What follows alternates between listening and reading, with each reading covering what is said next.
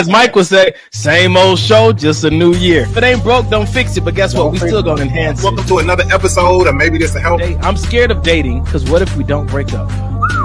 Or you could just send them a message and say, man, have you seen I lost my feelings for you? Damn. Have you ever struggled with the breakup? I've told some people, like, you know what, I can't do this shit no more. Great person, but you just not for me. Someone said, real growth starts when you're tired of your own shit. What we've been talking about, man, just being able to look in the mirror first. The only toxic relationship I ever had is the one I had with myself. Everyone else was just a reflection of that. Come on, Jesus. Golly, what more do you need to say? You attract more opportunities once you are calm, because no one wants to deal with people who lack emotional control. Ladies and gentlemen, this has been Maybe This Will Help. I thought we was mature in 2022. That's my bad. Maybe this will help. Will this help you? Don't forget the maybe, baby. Don't forget the maybe, baby. All I'm saying is we need to get in the studio. Baby. It's showtime. Welcome to another episode of Maybe This Will Help.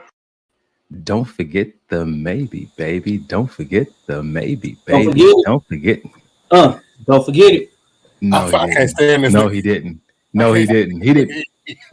Mike, did he do that? He did. Yep. You know why? Because every time we try to set him up, what do we do? What do we do?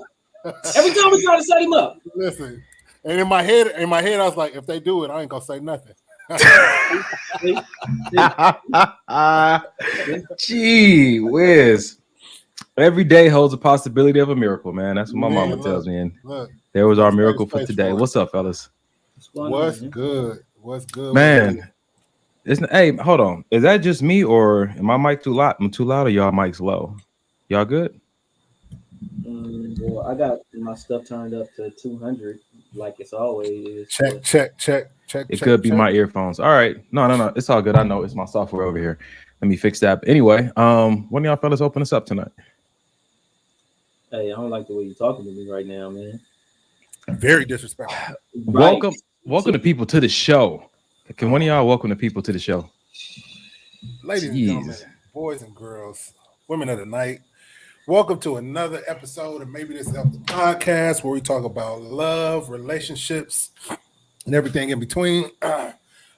We airing every Sunday, 8 p.m. Pacific Standard Time here on Facebook Live, as well as YouTube Live.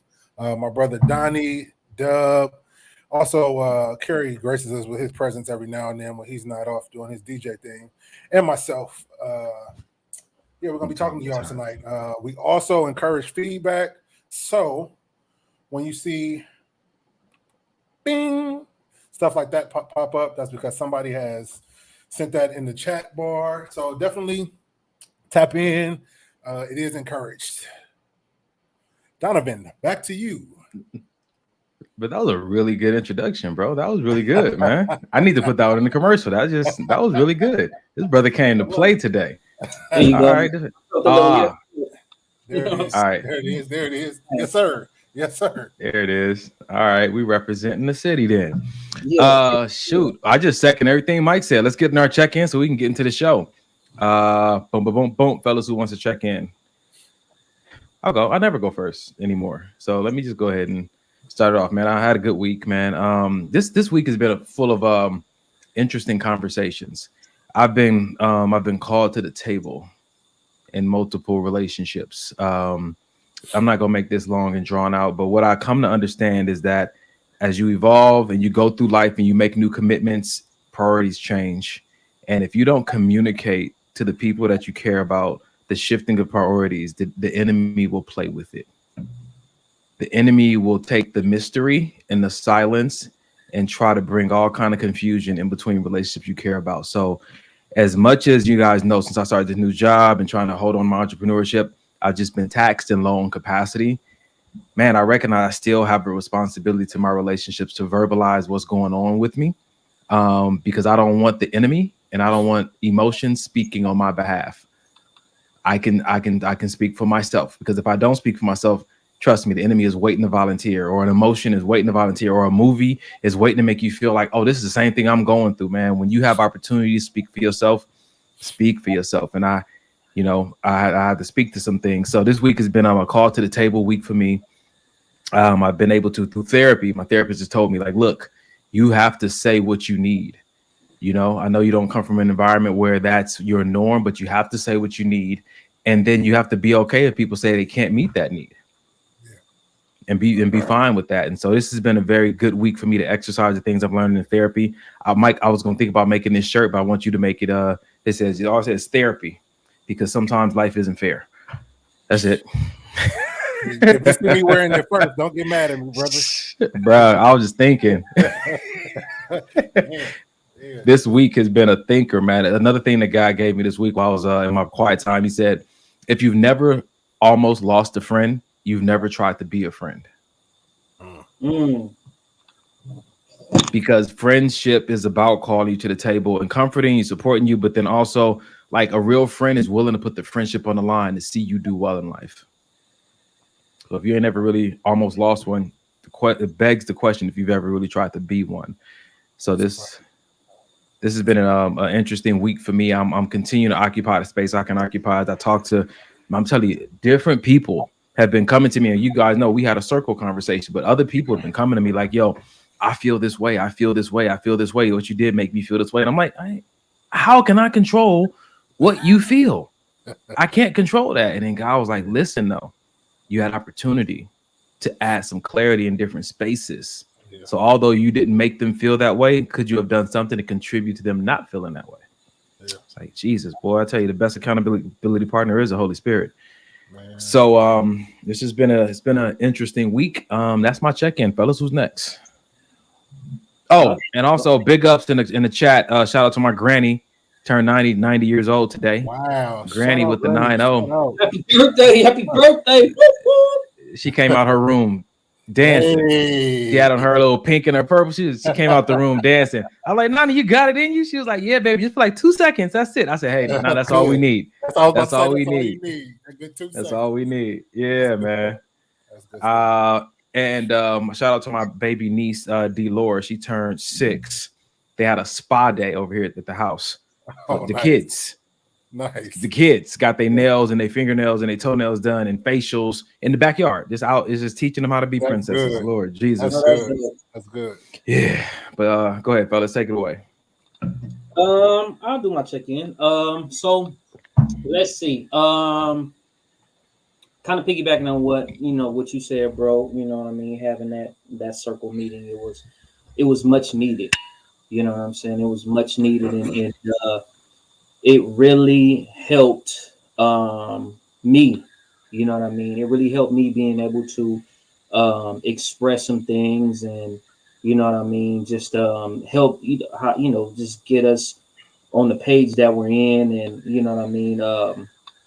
It just really brought some clarity to me, and it really just it helped me a lot.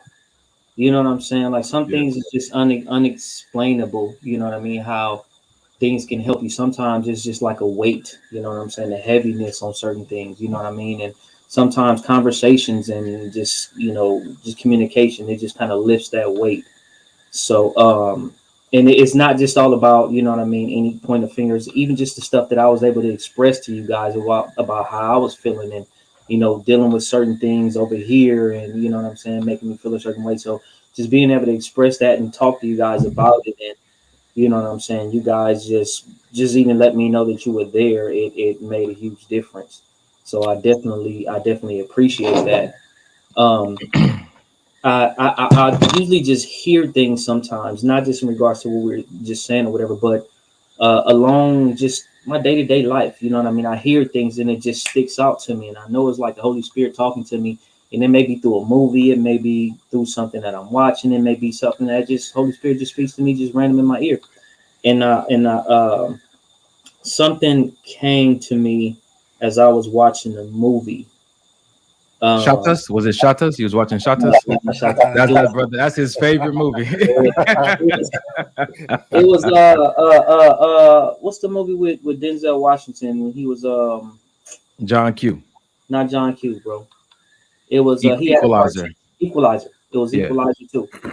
So he was talking to the old guy, that lost his sister or whatever, that was trying to get that picture back or whatever. But he said something. The older guy said, "Today I broke a personal best. Successive days alive." Nice. You know what I'm saying? And that just hit me. So I wrote that Hold down. on, Mike, slow. You got it, Mike? Yep. Got it. Yep, there it is. Yep. So Today's a PR. Yes. yeah. So I wrote that down, and I wrote some other stuff to go with it. And I wrote, "Remember, every day is a gift and a record-breaking experience. Celebrated as such." Wow, that's good, man. Sometimes we just like whatever and just so blah, but we not promised today, we not promised tomorrow, we not promised 10 minutes from now. You know what I mean? So if you look at it, it's like, oh wow, I broke a personal best today. I broke another record. You know what I'm saying? Like this is another chance for me to experience life and experience something new in life. Come on, you know man. what I mean? Or even brush up on something that I've already been through, and it's still a new experience because you have a different mindset going into it. So it's just it's crazy how at the beginning of this year, or really towards mid of this year, I was really talking about freedom. And it's crazy how God is just showing me different things about, okay, freedom, you say you want freedom, but this is what this means. And this is what it comes with. You know what I mean? So even the part of freedom, just enjoying life, like here, I'm going to allow you to be free, and I'm going to give you the tools, but I'm going to just equip you with more than you even imagine what you thought freedom was. You know what I mean? So just even being in an appreciative state, you know what I mean? To just be thankful and be grateful, and just even the stuff that I don't like, even the stuff that makes me feel a certain way, even the stuff that makes me question certain things, even the stuff that makes me feel a certain way. I'm just like, okay, well, why is it making me feel a certain way? Why do I have attachments? Why do I feel like this? And it's like, okay, well, part of freedom, you need to understand, what you're attached to, what you need to let go of, what you need to hold on to, and it's still all a part of freedom. So it's just, and even sometimes, just the holding on to and letting things go is okay. In order to hold on to my relationships, there's a part of me that I need to let go. A part of me that isn't so wonderful. You know what I'm saying? A part of me that I can just say, oh, well, whatever, I can do whatever I want to do. This is my life. I don't care. But it's like, no, you know what I'm saying? You can't just you can't be a jerk to people. You can't be an asshole. You can't just be whatever about everything, because any type of relationship that you build with somebody, that you're doing with somebody, it's more than just you in that particular relationship. You know what I'm saying? You chose to have a relationship with somebody, so you need to understand that it's us. It's we and not just me. You know what I'm saying? Whether that's friendship, family ship, romantic relationship, whatever, any type of relationship that you have with somebody. So like God has just been speaking to me about that, and even speaking to me about rules for myself. Like I can take on this aspect of things like whatever. If it don't make me happy, just let me leave. If it don't do this for me, if it don't, just me. But it's like, no, there's rules to even being in a relationship. You know what I'm saying? Family ship, friendship. There's rules to any type of ship that you in with somebody. It's not just about you. And God has just been showing me like, dude, just understand. This is not just about you. So even when I think about sometimes like, oh, if I don't feel like answering my phone, I don't have to answer it. If I don't feel like doing this, if I don't feel like, in my own justifiable mind, but I'm not even holding myself to any type of standards by being like that. And this is just something for me. I'm not holding myself to any type of standard of being able to be in a friendship, relationship, family ship with anybody if everything is just all about me. Oh, I don't feel like this. I don't feel like this. I don't feel like this. And it's like, it's just a check that he been doing with me. So that's where I'm at. I guess we all got. I was just telling him I appreciate him sharing that with us. It's nothing like all that you go through in life and getting a moment of revelation, and then you bring it to other people, and they kind of get it for free. They don't have to go through everything you went through to get that. So thank you for even depositing that over here with us, bros. Yeah. There's some things about me that aren't so wonderful. I'll take that. Go ahead, Mike. Nah, I was just gonna say, I think everybody's pretty much on the same page this week about just doing some self-reflections and just really wanting to hear from God about certain moves and steps you should make. I wasn't on the circle call because of other stuff that I had going on, but after the call, like I was talking to Jay, and I had a moment of breakdown and almost quick, like a slight depression because I couldn't make the call. She was like, "Well, you explained what was going on," and I was like, "Yeah, but you know what I mean? How I was just so concerned about how y'all were gonna receive me not being able to be on the call, and I was just, I was going through. I was Oh, going brother, we sent you a notice. You didn't get it yet? no, it's in the mail. It's in the mail. But no, so I talked to Kerry. He had hit me up and kind of filled me in on what was going on. And what I started to realize is, he was just telling me about the mending and the healing and people getting things off their chest. And, it made it in that moment, even though I couldn't be there, it still made my heart smile. And in that moment, I realized, like, damn, these are people like legit I actually care about. You know what I'm saying? Because, for me, that's cool. People are building their relationships. That's cool, but it's never affected me. I feel like things affect me with you guys. You know what I mean? So to hear him talk about what was going on and things coming to light and people really be able to really speak their opinions and be heard. You know what I mean? I think it's big. You know what I'm saying? Because I don't think I've ever been in any real friendships group as far as groups go to where everybody was able to say their piece and then really legit be good afterwards. Like everybody say they good, but you holding on to a little something that you didn't let out. You know what I'm saying? But I feel like with this particular circle, that honesty and that transparency that, again, like we try to show here on the show, is like legit where we're attempting to live out in our family and our brotherhood and sisterhood and our circleship. And I just really got a new sense of appreciation for the group that I've chosen and that you guys have chosen to have me in. And it's just a blessing. You know what I'm saying?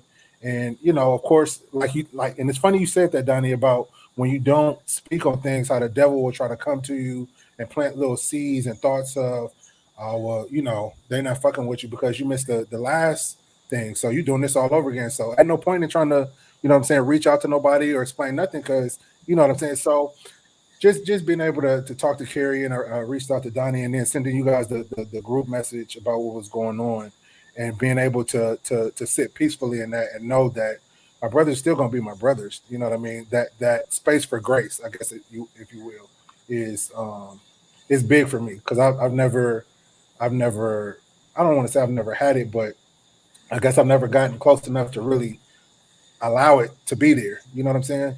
So, that was the big part of my week. And then, of course, my son, our football team, we're 5-0 now. So that's good. You know what I'm saying? I'm excited. We got 3 games left, but as of right now, we're 5-0. So, yeah, man, life is good. Life is good. Life is good. All right. Life is good. Hey, it's those things we need to celebrate. Man, I be looking for the stuff to celebrate, bro. You know what I'm saying? And sometimes, people feel like, are you trying to avoid the issues at hand? Like, nah, man. I just want to live from the reality that what I'm going through ain't the only thing I'm going through. Ah, that's good. That's good. You know what I'm saying? There's a lot of great things that are happening simultaneously as my struggle. Why would I just highlight that? Like, so let me celebrate, I'm not trying to, avoid it. And people live so pessimistically, you know what I mean? And always seeing the glass half empty. Because I used to be one of those people like, yeah, that's cool, but, and then name all the stuff that's wrong with it. Or ask God for something, but, and then all the stuff that's wrong with, well, it's not exactly how I want it. It's not exactly what I prayed for, so this can't be God. Man, shit. I try to live life as optimistically as possible. Of course, there's going to be shortcomings. Of course, you know what I'm saying? People going to fall short because we're all human. Of course, things may not work out always the way we want them to. But like Dub just said, this is a celebration because I got to live an extra day. That in itself is enough to wake up with a smile. Yeah, bills may be due or car note may be due or cell phone, whatever the case may be, or I'm still looking for a job or whatever the case may be. You still got breath in order to fix it, though. Side chick is pregnant, anything, Yeah, man. Damn. Hey, sometimes we don't speak to people's reality. You know what I'm saying to you? I recognize that in a lot of circles, like they'll like the examples, the scenarios we give out. Bills are due, dad's in the hospital. You know what I'm saying? Caught a flat tire.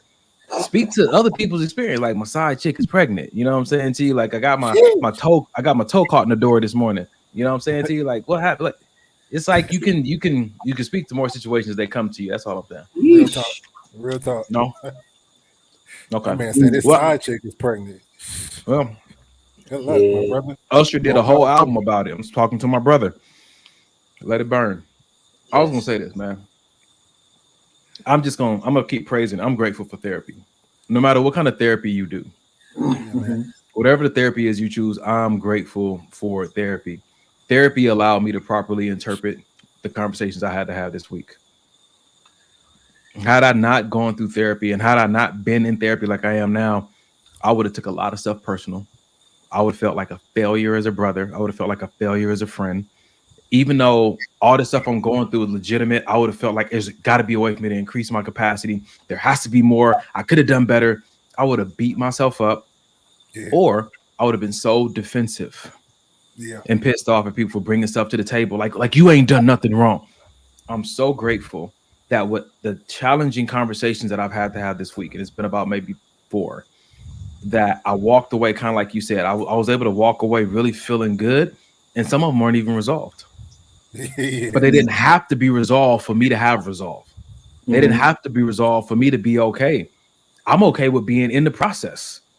And that happened through therapy, because I used to want to get to the conclusion and the end of it or fix things so quickly, because I felt like that's where I was best appreciated, for my ability to fix. Wow. And nobody wanted to really linger around and be patient with me as I figure my mess out. But that's not true. That's not true. But that's not true for everybody. So I'm just grateful for therapy, man, because this allowed me to stop self-sabotaging situations. So I'm good to go, fellas. Y'all got anything else y'all want to share? Hey, let's get it, son. Right. All right. 10 minutes ago. Shit. Yeah, for real. Mike, you want to address this? Mike? Yeah. How do we block people? Kiari face on. Yeah, and I'm okay with that name. I'm okay with it. Say that name one more time. Kiari face on. She don't like Mike's hat. Yo, don't change your name at the courthouse. That's trademarked. All right, ladies and gentlemen, we're about to get into the show. The first half, the first hour, you know what we do? We put posts up. We have live conversations about it. We hope you join in. Amen. Amber Jellin, Mick Jellin, God is good. Second half of the show, we put up videos. I just gave you a shout out. Don't hate on my creativity. Yari face on. Second half of the show, we do videos, live discussion about videos. If you ever have a post or a video you want us to discuss live on the show, send it to maybethiswillhelppodcast@gmail.com. maybethiswillhelppodcast@gmail.com. What you got, Mike? Real quick, we do see all of the videos that you guys send us on IG. We just have to cycle through them, and then you know what I mean. But that we will be putting them up, so don't be discouraged. If I put up a video a week ago and y'all still, we're gonna get to it. Just give us some time, or we might not. I mean, I'm saying, we have to vet the video. If it is what it is. Cool. All right, let's get into something like this. What you about to say, Dub? I feel like that was about to say, fuck the video. I don't care.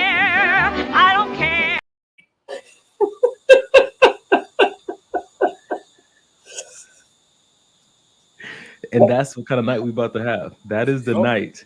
Yep. When Dub gets on those little snippets, you already know. You already know about the night. You about to see Jesus Christ. Just a minute. Right. All right. Here's the first one. We're obsessed about dating and marrying financially stable partners, forgetting to check mental, emotional, and spiritual stability. We're obsessed about dating and marrying financial stable partners, forgetting to check mental, emotional, and spiritual stability. Do you fellas check mental, emotional, and spiritual stability, or do you know how to?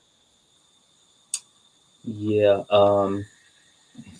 I you know what? I thought I was well aware of how. I thought, you know what I mean? I'm honest, man. I'm serious. No, I hear you. I already hear you. Go with it. I thought, you know what I'm saying? I try to ask the necessary questions, and, people give me these answers. Oh, yeah, I'm good. Boo, boo, boo, boo, boo. Man, I found that the key is to just sitting back and letting people show you. You know, you invest whatever you can invest in. You know, you try to be emotionally, mentally, and you know, however supportive that you can.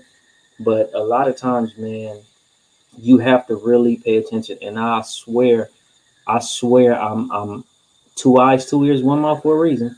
You know what I'm saying? I'm definitely looking and listening twice as much as I speak. And it's like, dude, show me who you are. You know what I'm saying? Like, because I've ran into a lot of people who say something and who talk a really, really good game. Yeah. You know what I'm saying? And they feel like this, and they just, you know, when everything is just all good and, you know what I'm saying, good and dandy, they happy feet. You know what I'm saying? They dancing around, everything is all good until. Can you stand the rain? Man, until they get to a challenging point. Then when they get to a challenging point, it's just like, damn, who are you? I don't know you. Who are you? I see another side of this post too, though. I know there are ways that I've checked. I've had this one young lady, we were starting to like each other, and I said, cool, like we feeling each other. Let's go into a 3-day fast. And she didn't make it. She couldn't make it through a 3-day fast. And not to say that that's a test that everybody should use to verify, but that's what I was called to do. And her not making it through allowed me to take pause, and we had to have some different conversations, because that's what I was led to do in prayer. Right.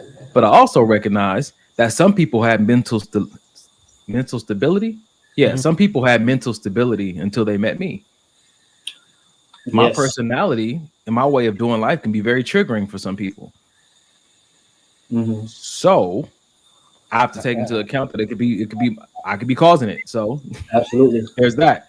Yeah, absolutely. I mean, that's, you know what I mean. That's a good thing too. Just looking at yourself, you know.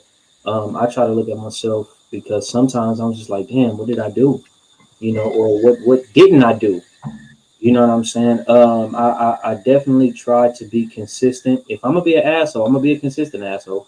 You know what I'm saying? If I'm gonna be nice, I'm gonna be consistently nice. If I'm gonna be there for you, I'm gonna be consistently there for you. You know what I'm saying? I'm not gonna switch up. But I just like you said, you know what I'm saying? We have to check ourselves too, because maybe what if I am the problem? What if, you know what I'm saying, I did cause her to be crazy? What if she did have this like and desire for me that I opened up something in her that, you know what I'm saying, something that she wasn't, you know, aware of? Yeah. I think just to get back to the go ahead. You gotta put something No, I'm just talking to people in the comments. Go ahead. Oh no, I was gonna say, so I think I don't think I've ever been you know, obsessed, and I don't know if it's because I'm a male, but I don't know if I've ever be obsessed with the being financially stable as much as I've been with the spiritual aspect of things. And now in my later years, the mental aspect of it has come right up there. When, Mike? Huh? What'd you say? When? In my later years. When are you talking about right now? In my later years. Okay. Because I'm about to be 40. You're old, I don't know. I'm about to be 40. I don't know if you knew that, but so I'm just saying. Later years. When I was a young man. Nah. So when I was a young boy. See, go ahead. Nope. No. Nah. When I'm older. My turn.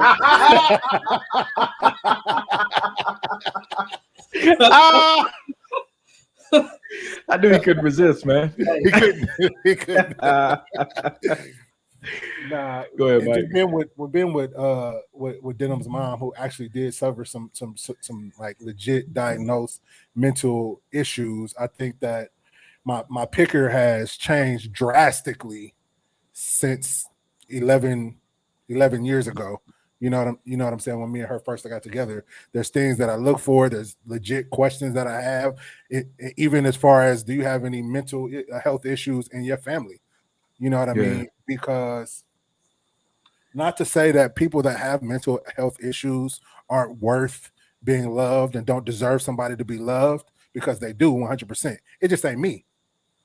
It just ain't me. I have made a pact with myself that I'll never get into another relationship where somebody has a mental health issue, because I know my capacity, I know what I'm able to deal with, and I know where I never want to get back to. You know what I'm saying? So I think these days, yeah, that spiritual is 100% big for me, and then the mental health is another 100% huge thing for me. I think that's a big deal, man. It's a lot of pushback though when you hear people say, they got that mental health. But you know what? If you look at it with just an open mind, instead of being mad at people for telling you what they can't do and whatever reason they have for not doing it or saying they're not willing to do it, you should appreciate the fact they didn't pretend and then make it worse. And that's what happens. A lot of people, oh yeah, of course, I can handle that. Come on, yeah, of course, I understand. Even let's even somebody that may have a disability, of course, yeah, come on, it's fine. Maybe you're bound to a wheelchair, whatever the case may be. Come on, yeah, we can be in a relationship. I love you, and then you get married to the person, then you start to live with the person, and now you're with the person every day, and realize that you have to do it's a lot more that goes into it, and now you're starting to resent the person because you didn't take into account what you were really built for in the first place. And that's not a shot at anybody with any kind of disability at all. It's more of a wake-up call for those that are not taking relationships and getting involved with people in general without thinking ahead some and taking time out to say, hey, damn, am I really ready even to be in any kind of relationship? I'm about to say the same thing. Just when we're talking about disability, that's just one example of an obvious accommodation you're going to have to make in a relationship. But I think that in every relationship, you're going to have to accommodate. Yeah. Everyone, you're going to have to make some kind of accommodation. So it's good to know where you stand, where you're headed, and what you're capable of, or even what you're willing to learn and what you're not willing to learn, because you have to make accommodations to date me, marry me. You know what I'm saying to you? Same thing with, Mike and Arrow, because we're unique. Yeah. Everybody has a unique personality and unique way of doing life. You know what I'm saying to you? So what happens when they are no longer doing life your way? You know what I'm saying? It's good to have those necessary conversations. I think they work well with like a mediator in the mix. You know what I'm saying to you? Somebody that is trained at helping you identify what questions to ask. Mm-hmm. And this is different from therapy. This is just like a guide that helps you better understand your partner through powerful questions. And I think that's incredibly beneficial, because sometimes you don't have to be as confused as you are about your partner or about your future. Yeah, you really don't. Because when you think about it, man, and I always hear people, relationships are hard, marriage is difficult. It don't have to be. In my opinion, relationships, marriage, nothing has to be difficult. Nothing has to be hard about it, man. And you hear so many horror stories about marriages, and in my head, it's just like, man, if both people, want to be with each other, they're willing to put in the work for themselves, willing to put in the work for the relationship, willing to communicate openly and freely with their partner, how in the fuck can it be difficult? Granted, things happen. We're not going to agree on everything, but that still don't make it difficult because we have a disagreement. It doesn't, man. I remember I was talking to my mentor couple, because one of my partners, she was 11 years younger than me. And so we sat down with a couple they had a 10-year gap. He was Black, she was Latina. One of my exes was Latina. And we said, so what's the issues that come with being of different races and different age, bracket? And they said nothing. They said the only issues that come in a relationship are the ones you bring in or the ones you create while you're in it. Accountability to self. It's our relationship, so don't nothing get in without one of us letting it in or one of us creating it. Yep. It's not just some innate issues. Are y'all 10 years apart? So it has to happen this way. It's not, man. Yeah. It just makes me think about, even where God says, in order to follow him, you got to count up the cost. You know what I'm saying? Even that's having a relationship with God. You know what I'm saying? So it's like, why don't you think you have to think about what comes with having a relationship with specific people? Sometimes we're just so caught up in the lust, so caught up in the desire for a person, so caught up in the, it's something about this person that I just don't want to give up. So I'm going to just go through this. And I know this person is probably not a good fit for me, but it's something about that person that I don't want to give up. So I'm gonna just stick to it, and hopefully I can make this person change. Hopefully I could be the magic little so this person just be like, oh my God, maybe I should do this and maybe I should do that, and it don't happen. You know what I'm saying? It don't happen, and then you start to have resentment and you start to have these feelings because you thought you were gonna be the one to change somebody. You know what I'm saying? And you can't change them because that's just how they are. And those signs and those things were already there. Right. You know what I'm saying? And that's also, just counting up the cost of on yourself, being honest with yourself. Like, okay, well, this is how I am. You know what I'm saying? Yeah. Do I want to change? I know that sometimes I can get an attitude about something. I know sometimes I can just, be standoffish. You know what I'm saying? I need to count up my own cost. This is what I need to be to fix in order to, you know what I'm saying, be in a successful relationship. Because it's not always about counting up somebody else's issues and stuff that, you know what I'm saying, that, oh, I can't deal with this person because they're like this and they're like this and they're like this. But it's like, I can't be in this successful relationship because I need to realize what, you know what I'm saying, it costs for me. And what that means it costs for me is like, okay, I realize that sometimes I have temper tantrums. I realize sometimes I may be standoffish. I realize sometimes I may disappear. So for me, that means I need to just say, okay, you know what? We need to fix this. You need to communicate, whatever you need to do. Have those difficult conversations. You need to work on yourself, whatever it is. So sometimes it's not always about looking at the faults in other people. You know what I mean? About being in a relationship. Sometimes it's just checking yourself and looking at your own faults and say, okay, you know what? I need to fix this. You know what that reminds me of, Dub? You ride a motorcycle different when you're riding by yourself versus when you got somebody on the back. Absolutely. You have to. You have to. It's a weight difference. It's a weight differential. You got to turn. You guys got to do a lot of things together, or else that ride's going to come to a quick end. Yep. And I think that sometimes even, oh man, where's my book at? Let me get before the I do. It talks about being single and stuck in my ways. Yeah. How you gonna still live like a single person in a committed, monogamous, exclusive dating experience? It's going to be some contradictions there and some conflicts because those two environments require something different from you. And I think that. Oh, go ahead, Mike. No, you got it. I thought you finished. My bad. I was gonna just say this last part. And what I want to say, even with all that, when it comes to relationships, your experience is not necessarily your future. And so hold space for that. Right. Hold space for, even though this has been your experience, it doesn't necessarily mean that's going to be your future in that. So hold space for those miracles and those anomalies to exist. I like that. That's really big. And I think that's part of the reason why my last marriage failed. Part of the reason why it failed because I didn't hold space for that, because I thought, okay, I've been in long-term relations before. I have been married before. I know what I'm not supposed to do. I know what I'm supposed to do. So you should probably just listen to me about what, because you've never been married before and you're young. Woo! You know what I mean? Yada, yada, yada. Man, I thought I had the answer.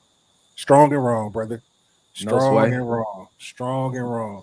You know what I mean? It's so, and that's one of the biggest things I learned from my previous marriage was, like you just said, give space that you don't know every damn thing just because you think you've been through it before. Oh, I've been through this before, so I already know how it's gonna go for you.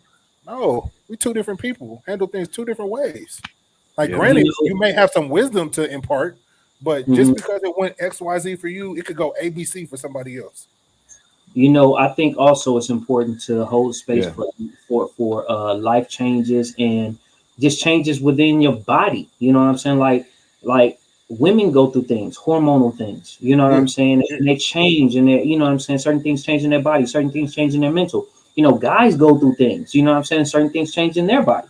You know what I mean? So it's just like, okay, a lot of times it's looked at like, okay, well, a woman, she's going through her things and stuff like that. As we get older, she's going through this, she's going through that. Okay, well, maybe the libido is dropped, or maybe, hormones are kicking in to where, this is going on, this is going on, this is going on, stuff like that. And it's like, okay, hold space for your person, you know what I mean, to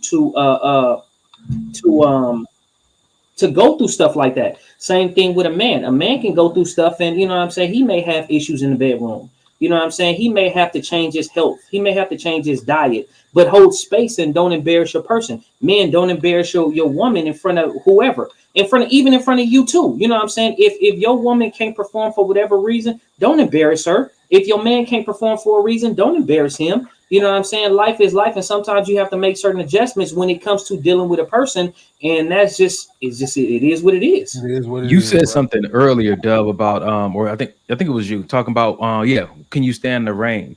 You know what I'm saying? Everybody can handle those good and jolly days, but that was one of the things I had an issue with one of my past relationships. It's like when trouble came or when a storm came, it's like they went for themselves. It was no longer a partnership. It was everybody for themselves.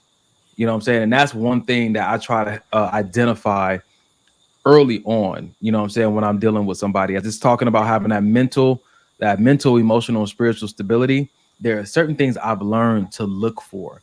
And I'll tell you like this, if anybody's wondering, look at the things that they say that they love and see how they treat those things. You might get a good idea how they'll treat you if one day they say they love you. Yep. You know what I'm saying? When it comes to even spiritual stability, look at their spiritual routine, because the stability and the health of anything is always going to be defined by the routine associated with it. Look at their routine. You know what I'm saying? When it comes to their mental health, do they hop up and straight grab their phone, or do they have something they do in the morning to ground themselves, and they set an intention? Like, are they easily triggered? You know what I'm saying? Because just some people say, well, they don't do that to me. Oh, honestly, I feel like it's only a matter of time, because that behavior is going to bleed over into every area of your life if you're not setting that intention, you know what I'm saying, for yourself, man. It has to bleed over, because this is who that person is. They're putting on a facade, trying not to show you that part. Just like a man that's abusive to a woman. Yeah. Oh, well, I know he pushed his sister the other day, but he would never do. Or I know he used to beat his ex-girlfriend, but he would never do that to. Are you kidding me? Not saying that people can't change, but I'm just saying you can't turn a blind eye on information that you already have. You got to assess the information and use it accordingly. Yeah. You know, that just reminded me of something, man. What you were just saying a minute ago, Donnie. Even when it comes to habits, you know what I'm saying? Like, just having habits. Like, sometimes people have these bad habits, and sometimes it's like you're gonna get into a habit of doing something, right? Whether that's being in the habit of taking care of business, whether that be in the habit of exercising, whether that be in the habit of whatever, or whether that be in the habit of being lazy. Whether that be in the habit of just not doing what you're supposed to do. Whether that be in the habit of, you know what I'm saying, oh, I'm too tired to do this, I'm just going to go sit on my behind. Oh, I don't feel like it, so I'm just going to do this. Or I don't feel like doing this, so I'm just going to be lazy. I'm going to be inconsistent. I'm going to do this. You're going to build some type of habit, period. Mm-hmm. You know what I'm saying? The way we are wired, we're going to build some type of habit, period. So what habit is it going to be? You know what I'm saying? Or are you going to make excuses for your habits? Is it going to be a positive habit, or is it going to be something that you just like, oh, well, whatever? Straight up, man. I like it. I like it. Ladies and gentlemen, we see you guys over there in the chat, man. Just a few things that before we move on to the next post. We were talking earlier about how to identify someone spiritually stable. I talked about me and this girl. I called into a 3-day fast and she didn't make it all the way through. Amber said she only got fast if God leads her to it, and she asked me if it was a deal breaker. It wasn't a deal breaker, but remember, if I'm dating somebody or interested in somebody, I'm intentionally trying to find things out. It wasn't a deal breaker, but we did have to have a conversation about that. Just like I have a conversation with people about a girl can be beautiful and have all the things I'm looking for, but if she has bad spending habits, it's not a deal breaker, but it is a conversation. Facts. You know what I'm saying? It is a conversation. So yeah. Wow, Aisha. She said it's a must that I get my eyebrows and ankles together. I ain't gonna say you lying. That's good though. Y'all ready for the next one, man? Let's go. All right, here we go. Avoid catching strong feelings for people with weak communication skills. Okay, good night. Avoid catching strong feelings for people with weak communication skills. I'm struggling with that one. Dub, what you got? Yeah, me too. Is he frozen or is he? Oh, I think he's contemplating. What you think, man? Is it possible to catch strong feelings for someone with weak communication skills? Or can you actually avoid feelings that you...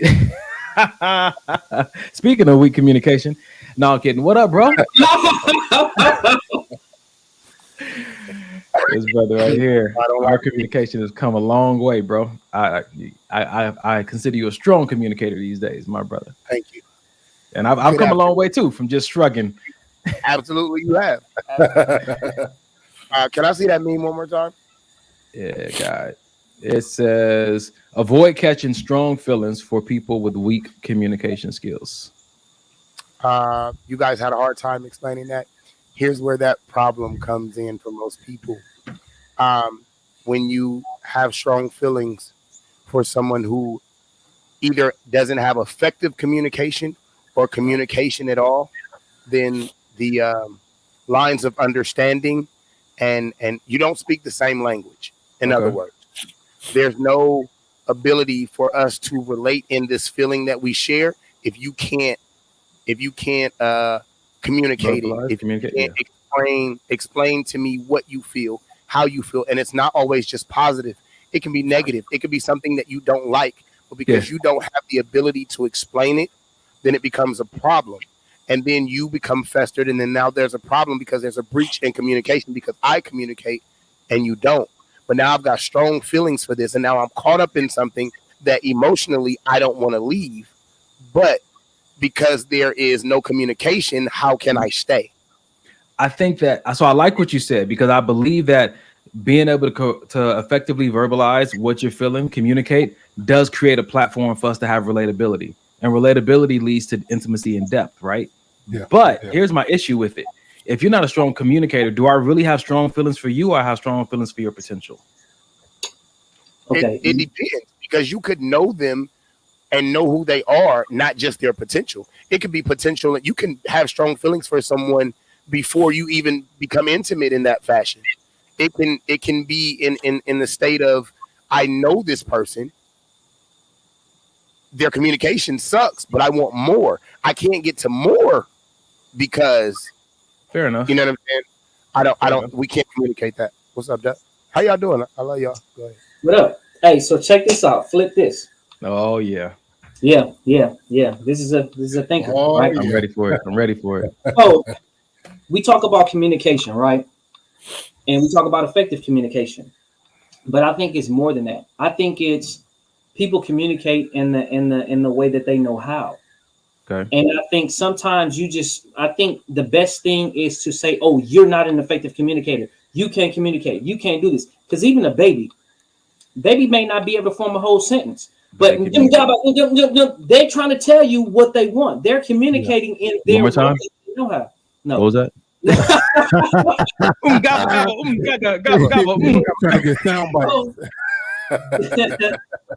They are communicating in the way that they know how, right? Yeah. The problem is we just assume that somebody is not communicating because they're not communicating in the way that we can understand them. Whether they're communicating in words, whether they're communicating in body language, whether they're communicating in pulling back, whether they're communicating in so many different things. People are telling you things, whatever it is, whether you understand how they're telling you, people are always telling you something, whether it be verbally or whether it be, through actions and, just things like that. So a lot of times somebody may be what we call an effective communicator because they may say, this is how I feel. This is what I feel like we're not doing. This is what I feel, blah, blah, blah, blah, blah. They're speaking these things. They're verbally communicating things, right? But somebody else could be not so much of a verbal communicator. They may be they may communicate more through their actions, right? So they may start to draw away. They probably are showing somebody what they need, and that person is still not getting them. So they probably start to just draw away. So I think the thing is, yes, it's good to have good communication, but I think it's, before you can even say if somebody has bad communication or not, you need to sit down and say, what is your communicative skills? What is your communicative fashion? How do you know what I'm saying? How do you say stuff? Or how do you do that? And at that point, you have to be okay with if they don't communicate like you. And that's I think that's what you were saying earlier. What's up? What were you going to say, Mike? No, I was going to say, do I have to be okay with that? You have to be okay with it. You're going to either make a decision behind it. You're either going to deal with or not. So what you're saying is it's my job to decipher and interpret how this person communicates and not their job. No. Because it's your job. It has to be a middle ground. No. But it's your job to figure out if they communicate well enough for you.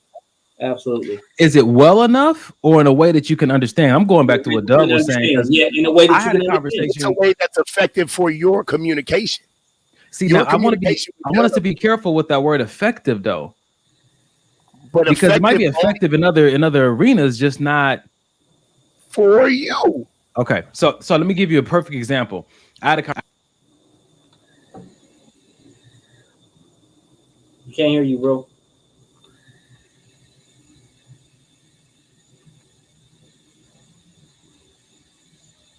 All right, cool. While he's gone. No, we got that nigga out the way. I think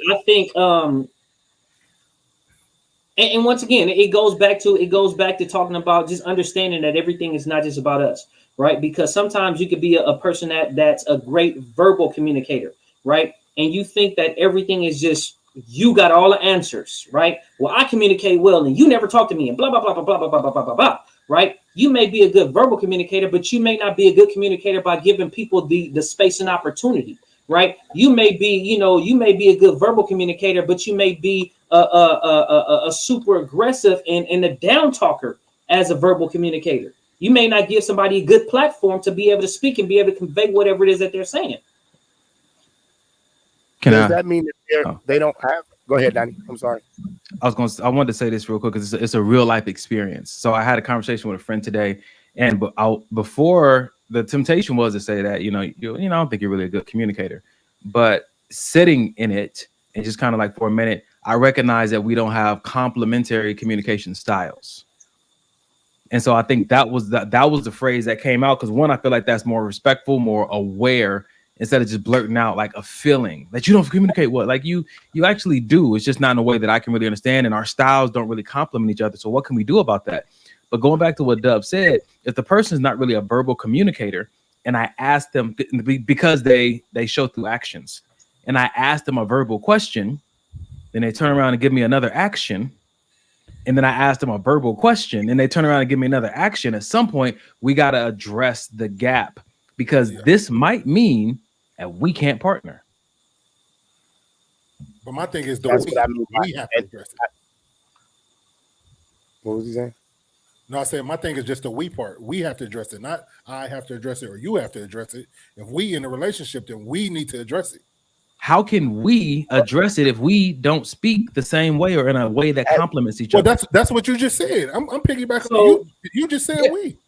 Yeah, okay. So I guess I need to take that we back. I need to know that I probably can't be here. I can't partner with you. Yeah. So you don't think Go ahead, see. No, I was just saying, no matter what the other person says, they may think that we have. And I may feel something totally different. And that we thing is not, it's not collective. We in two different relationships. We have two different relationship experiences. Yes. Okay, so even with that being the case, though, and I'm not saying, that anyone's communicative style is wrong, but sometimes we may have to check our own communicative style. Sometimes we may think we're a great communicator, but we're not. Right. Sometimes we may think, and then we try to hold the other person hostage and say, okay, well, you just not communicating in the way that I understand, blah, blah, blah. And at that point in time, we're not willing to change because we think just so stuck on the way we communicate is the best way. Right. Exactly. So it's like, well, since we don't communicate on the same level, then this shit don't work for me. No, the whole fact is I need to check myself, because maybe I may not be a strong communicator, and I may not be so strong in a way that I feel. And I'll give an example. So how do you? I was gonna say, how do you learn then? So what? Because that's always a possibility. If a person isn't a verbal communicator, then how do they teach you how to speak their language? Sometimes you're so stuck on speaking the language that you desire and that's been working so well for everybody else. For an example, I'm gonna give you a little short example. I was dating somebody, and like a lot of things, I'm just simple. You know what I'm saying? Just give me the little simple things. You know what I'm saying? I want some fruit snacks. Just give me some fruit snacks. And a sandwich. You know what I'm saying? Yeah, give me some fruit snacks and a sandwich. But her thing was she wanted to throw me a big party and, you know what I'm saying, do all this and do all that. And it's like, I don't need all that. I don't need it. I didn't ask for it. And then when I'm not so happy about it, when I'm not so gung-ho about your party and all this kind of stuff, now you get mad because you spent all this money, but it was more for you. That's not how, that doesn't communicate to me. That doesn't, you know what I'm saying? It's not really a big thing to me. So if you're not listening to me, if I keep on telling you over and over and over and over and over again, I'm simple. I don't need the big shit. But if you continue to want to do all the big shit all the time, it's like you're not listening to me when I'm telling you that all this other stuff that you put a lot more pressure and stress on yourself, I don't need it. I'm simple. So this whole even simple goes back. Simple is a style of life. That's like communication. It's just a style. People, when they want to make you feel special, they operate from their strengths. So what you're calling big to her might have been, this is easy. I just do this. This is simple. This is simple for me to do. Throwing this big party was simple. And so that's what I'm saying. At some point, we got to get out of using, oh, I'm simple, or, oh, this is my communication style, and say, hey, let's have an honest conversation about how I do life. So what about if it wasn't so simple doing that big party because it was brought to your attention how hard and how difficult it was? Well, she needs help. Fucking yikes. Solve that. Solve to break up. Next. Shit. This bitch. Wow. Yeah, you was being set up the whole time. That's the conclusion of that matter. Yeah. Yep. Exactly. I don't know. I'm just, you know. Anybody got something to say? You know, but I was gonna say, go ahead. Go ahead, Mike. You know, I was just gonna say, like sometimes you may have. I just want to use a different example. You know, what it made me think about when we talk about communication. It's like somebody could be a mute. They can hear, but they can be a mute, right? They may can't speak, right? But they can hear. So even though you communicating to them verbally and they can hear, they may respond in a different fashion. You have two different communicative styles, but both people have to learn each one. Like, even though I can verbally speak and I can hear, I still need to, not no shake weight, nigga, not no double fisted. No. So with that being the case, even though, you know what I'm saying, I can hear, and even though I can speak, the person that I'm dealing with can't speak, they're mute. So they may reply to me by writing something down, or they may reply to me by sign language. So if I'm going to, you know, effectively communicate with that person, even though I feel like I'm well enough to, you know, have a regular conversation, you know, it may behoove me, if I'm going to deal with that person, to maybe understand, learn sign language so I can understand what that person is trying to convey to me. So here it is. Here's the kicker, though. How deeply into a person must you be to be willing to do something that will require so much of you? That's the thing about it. Like, if you just meet somebody off jumping, y'all on date 3, unless you're smitten and this is love at first sight, do people really just have like, you know what? I'm just gonna. It's almost like you can go to school and learn any language you want. They say Mandarin is harder than any other language. You know what I'm saying? You have to either be in love with that culture, plan on moving there, or something to invest the amount of energy into that. But if you don't really see that in your future, it's fair to say that, you know what, I'm just not willing to put the kind of time and energy into that. I'm not that into you. Fair. So honest. Yeah, it is. It is fair to say that. Now, with that being the case, understand from the jump, make that decision as soon as possible.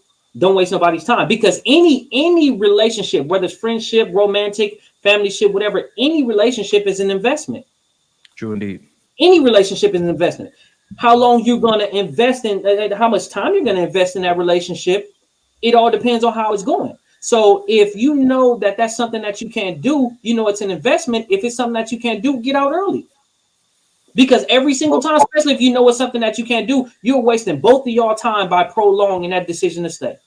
But then you made a comment earlier, so my question is, if I'm jumping out early, how do I know if it's not me? It could be you, but I'm saying, if you're that person that just don't want to, if you're that person that just feel like, oh, well, I'm just wasting my time, then okay, cool, fine. If you're not that person that's willing to search yourself, because I always encourage everybody to search yourself before you make any decision. Search yourself before you just jump. You know what I'm saying? Because sometimes you could be the one that's wrong. Sometimes we can be the one that's just like because everybody think a lot of times people always think everybody else is the problem, and we can be the problem. We can be the one who's the problem, but we see everybody else's bullshit, but we don't see our own. It makes me think about like our own, and they may still have bullshit. Sometimes they probably do. They very well do. They very well probably do. It makes me think about how everybody thinks that the world should speak English. Absolutely. Americans feel like everybody in the world should speak that is English. Not a thing. American, speak American. You don't speak America? I was going to say this. Me and Dub had a conversation a while ago about being decisive. And it talked about, as a man, we need to learn how to be decisive. And that means, make the decision. Here's the hiccup, because you and Carrie were just having a conversation about, how do I know, as soon as possible, or let them know, because I don't know, it could be me. When do I tell them? How long do I wait? I hold space for myself to make the wrong decisions. That's how I'm able to make decisions. I hold space for myself to make the wrong decisions because I'd rather make the wrong decision. Remember, Dub, we always talked about it. Make the right decision or make the wrong decision, but don't just stay and make no decision. Make a decision. Right. Yep. You know what I'm saying to you? So as I hold space for myself to make the wrong decision, I tell somebody, no, I can't do this because X, Y, and Z. And they're like, okay, cool. They move on or whatnot and come back later on. I find out, man, you know what? I kind of can and I really want to now. They might hold space for me to come back. You know what I'm saying? They may not be petty or hold that against me. They may be in the same place as a human. I know, you know what I'm saying? And sometimes I made the wrong decision. I just love people who operate from that space and they don't expect perfection from themselves, which allows them not to expect it from others. Okay. Y'all want to do one more? Or you want to go into halftime? I do expect people to try though. Before you do that, I do expect people to try. Like I don't expect perfection from anybody, but what I will not accept is the fact that you don't try. Well, are you talking about try to your standards or try to their ability though? Ooh, to your ability, because I can't tell you what my standards are, but I can tell you that there's a difference in the things that you do. If you keep doing the same damn thing. You can't exactly. You can tell me what your standards are. If I'm doing something over and over, you can tell me, "Hey, I don't like that. Don't do it." That's you telling me what your standard is. Okay, you're right. Yes, but when I say your change and how the progression goes, I can't tell you need to be at a 5 by next week. I just need to see that you're not doing the same shit that you did last week, this week. That was going to be my question. How do you verify if someone's trying? How do you identify effort? Any type of advancement. If a person says, I need to work out and I'm too fat and I need to go to the gym and they only go one time this week, that's a fucking advancement. Or if they just walk further from their apartment, so they have to walk. That's advancement. Whatever. So either way, you got your ass above the couch. But you got to be looking for it. But if you're invested, then I'm looking for it. I'm looking for a return. All right, I got you. Okay. So you mean to tell me it's okay for me to it's okay for me to kick bitches in their ass and slap them, but then my advancement is I just kick them in the ass. I don't slap them this week, and then next week I don't kick them in their ass. I just give them this dirty look. I'm advancing, right? You absolutely are advancing. Well, no, wait, don't answer. You answer way too quick. We have to identify where he is supposed to be headed before you say he's advancing. The question is, where were you asked to go? He was decreasing. In his You don't know. Moving. You don't know. You didn't just said it. He said, I was beating her ass like this. I don't beat her ass like this. What she asked for. I'm gonna beat your ass. You see, I don't want you on the jury. You gonna let Dahmer off. Listen, this golly, what did she ask for? To identify if this brother's progressing or not. Clearly, she asked for an ass whooping.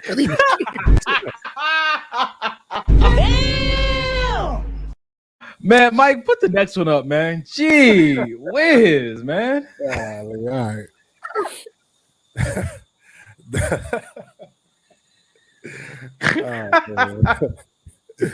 All right. The main reason why people have a hard time moving on is because deep down we want the person we fell in love with to return and things to go back to how they started. It's so hard to accept when people change or turn out to be the opposite of what we thought they were. Read that again. Oh, God.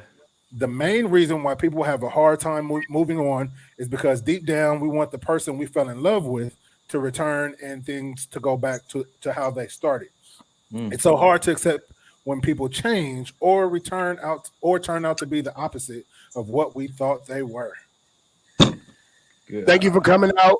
Yep. This will help the podcast. We'll see y'all next year. Brother. Shit. Brother. Yeah. You gotta know when to fold them, know when to hold them, know when to walk away. What? Know when to run. The part that you fell in love with these people. Okay. You missed it, DJ. DJ missed the whole opportunity. I hate it. I just want y'all to know that I hate it. Because next thing you know, cowboy hats is coming out. I don't like it. Pineapples. So look, let me ask y'all a question. When you fall in love with these people and then you fall out of love, right? it didn't work for you to that or excuse me, you don't feel the same way. Things change. You don't feel the same way about whatever the connection you guys were having, right? Yeah. But the friend that you were interested in, that, like it's saying, you want things to go back to what they were. Yeah. Like, I feel like so many people, exes in that fashion, or people look at me because I'm good with a lot of the women that I've dealt with. Because what I liked about you still exists. What me and you had was shitty. What did you say, you asshole?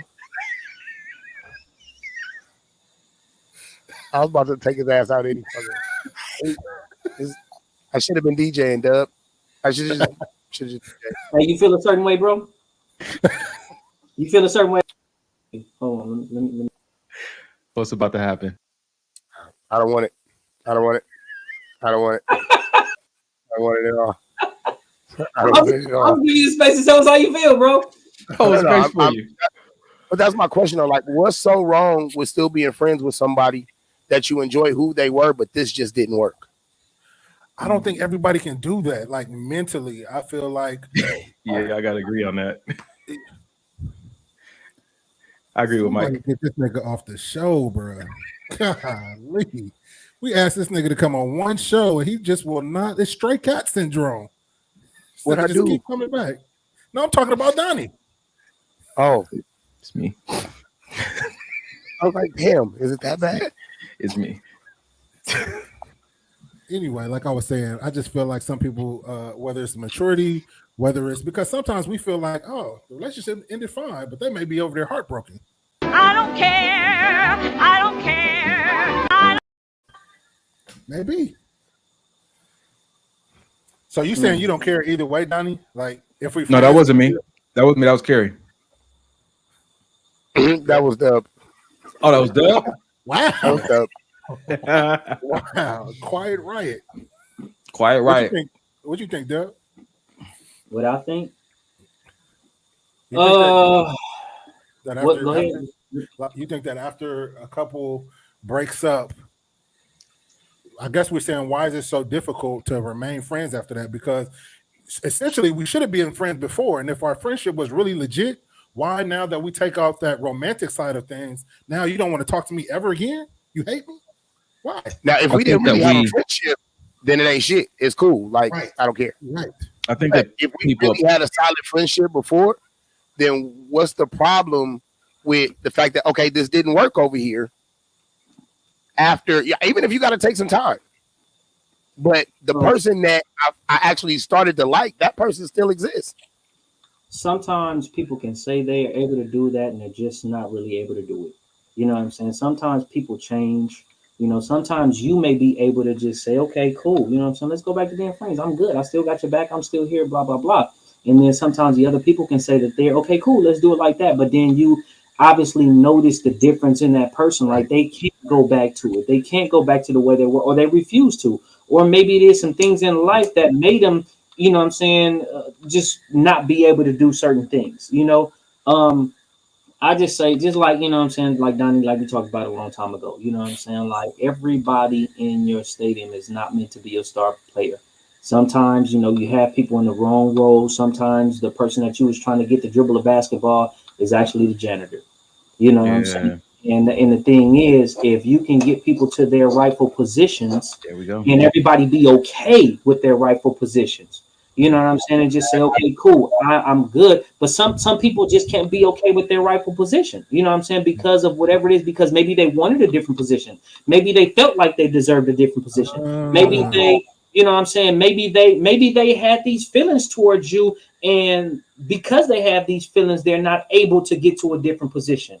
This goes even to the corporate world. I feel like it bleeds over into the romantic relationship world. Some people just want the title because the title gives you influence and power. Some people don't see a friend as a position of power or influence. They see partner as, and you can identify those people because sometimes those people are in relationships and don't understand why their partner's friends have so much say so. Like, no, I'm your partner.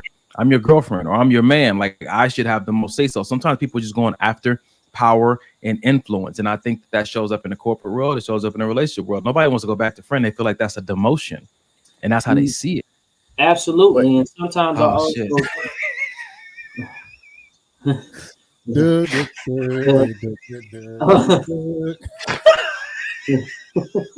Who said it? Jaquetta Green. Golly. Wow. So sometimes I think that you can move to a different, like you can start off as friends and then you can move to a different area where you guys are dating or doing whatever, and you may see certain things about, you may open up a certain I was trying not to look at the screen so I can get my thought off, but as soon as I looked at the screen, yep. Keep going, Deb. I see the point you're trying to make, man. Go for it. So Oh, Jesus. sometimes, you know what I'm saying, as friends, everything can be good. Then you get to dating and you step into another realm. You know what I'm saying? You learn more and you get to a certain place. Jesus. Take the wheel. Yep. I'm done. Brother's about to make a solid. He's about to make a solid point, man. I know he is. Dub, finish, bro. Finish. This is a good one. I was saying that, once you start to date and once you start to get to a certain point, certain things are open, certain doors are open, right? Yeah. And it may not be as easy for that person to just go back to being friends. Why is it back though? Well, to just what be. What if we say just get? What if we said go over? You can go over. It's a lateral move. Right, but let me say not go back. Go to just being friends without the extras. Because sometimes, like I said, you can be friends and everything can be good, and then you can cross over and you can start dating and everything is going to a certain level, whatever, and you start to open up to a person, right? There's different levels, there's different chambers that a person that you're involved with, that you're intimate with, that you were, that you're willing to open up to than you would just a friend. Let me ask you a question, Dub. Would you stay at a job where there was no opportunity for promotion? It depends on the job. It depends on what I was That's learning. how some people look at their relationships. Yeah. If I'm not going to end up as your wife, or you're carrying your last name, or carrying your child, or walking out legacy with you, some people just don't want to be a part of that. They want to be in a place where they can potentially become partner one day. Absolutely. But on the same token, if there's still some benefit for you at that job, it may not be any level of growth per se in that specific arena.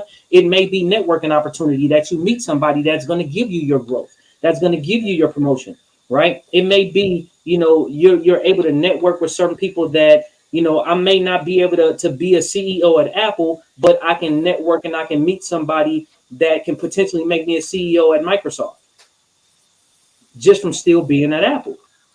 Gotcha. You never know. And sometimes, sometimes people stay at these jobs just because they love what they do. Yeah, I'm not going to ever get paid, but I really want to get paid, but I love it here.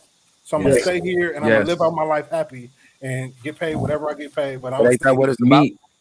Bro, me and my ex, one of my most recent ex, we're friends. We're really good friends. And the only reason I think we're able, his name is Dub. Jesus. And the only reasons. Oh. Hey, how did you put that banner up like that? That's pretty fresh.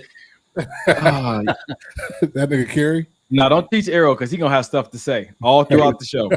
He don't want to verbally communicate, so he's just gonna put the banners. This is how I talk. My ex and I are real good friends. The only reason we're real good friends because we both see the benefit, the incredible benefit of being friends with each other. Even though the other situation didn't go in the direction we thought it was going, we know that there is an extremely beneficial and mutual benefit to being friends. But you can't convince somebody that, you good for them in a friendship level. If they don't see it, they don't see it. And that's the end of the story, honestly. Yep. Bam, bam, bam, bam. Bam, bam, bam, bam, bam. Ladies and gentlemen, it is halftime. Mike, take it away. Ladies and gentlemen, boys and girls, Thank you for rocking with us thus far. I'm about to get into our second half, but before we do, please go to our social media platforms. We have Facebook here. We got Instagram as well as YouTube. All of those are Maybe This Will Help the Podcast. Again, Maybe This Will Help the Podcast on Instagram, Facebook, and YouTube. If you guys have any memes, videos throughout the week that you come across, please feel free to shoot them to us either on our IG, DM, or at Maybe This Will Help at gmail.com. Maybe This Will Help at gmail.com. I think I got that right. Yeah. Maybe This Will Help Podcast. I read your lips. Pause. Maybe This Will Help Podcast at gmail.com, Dub. Maybe This Will Help Podcast at gmail.com. Jesus. All right. So that's it. I want you reading my lips. That is it. That's all. That's why I'm a verbal communicator, Dub, because fellas tell me stuff like that. I don't want to hear that. I don't know, Doug. Got a nice ring to it. might even give him a sandwich. Oh no. Listen. You take the sandwich and let her call you Doug. Kiari face on said she's gonna make you a sandwich, bro. If you let her call you Doug. Wow. What kind of sandwich is it? And she an RN. You got an RN body? Never mind. We'll talk about that different episode. No. What's an RN body? What is an RN body? Yeah, that's what every BBL is chasing after. That's what it is. RN bodies are beautiful. RN bodies are beautiful. What's an RN body? A right now body? However, she got it right now. No, you know how the way they look in those scrubs. It's just like wow. Only an RN could do scrubs like that. It's beautiful to me. This is where we're going right now. This is not where we're supposed to be going. Have you seen a lot of RNs? I work at a hospital. Oh, okay. Okay. Have you seen a lot of RNs that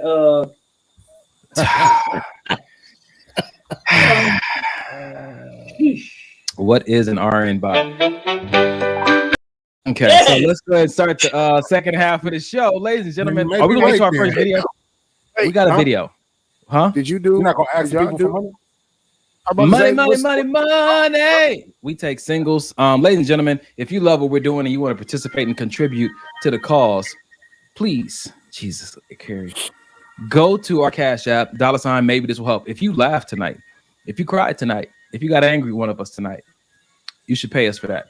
$ Maybe This Will Help. You can hit us up on there. If you don't have Cash App and you want to know about Zelle, you want to know about Venmo, you want to know about PayPal, you want to meet us on the corner of Slauson and Crenshaw, you can go to Maybe This Will Help Podcast at Gmail, and we can link that up immediately. But real talk, though, it takes money for us to stay online and to do things we're trying to do. So if you want to contribute, God put something on your heart, whether it's $1.50 or if it's not $5,000, hit us up and we'll make that contribution, because honestly, all we're trying to do is be a benefit to our generation. Sometimes it happens through deep wisdom and testimony. Sometimes it happens through laughter. Sometimes people just needed a break from all the monotony of life, and you can find it here Sundays at 8 p.m. So that's what we got for you. Appreciate you. If you don't pay us, we're going to have to start an OnlyFans page. Yep. Is that what you were saying? Yep. If they don't. Yep. Okay. Yep. Maybe this will help OnlyFans. Okay. Hey. Yep. All right.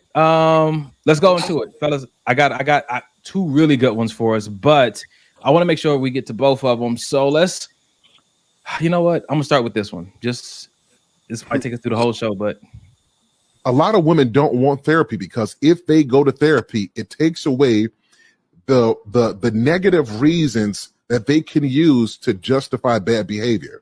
So really, whoa. That's true. Whoa. So what you're saying is women are used to being victims of the goddamn wind blowing, victims of their refrigerators.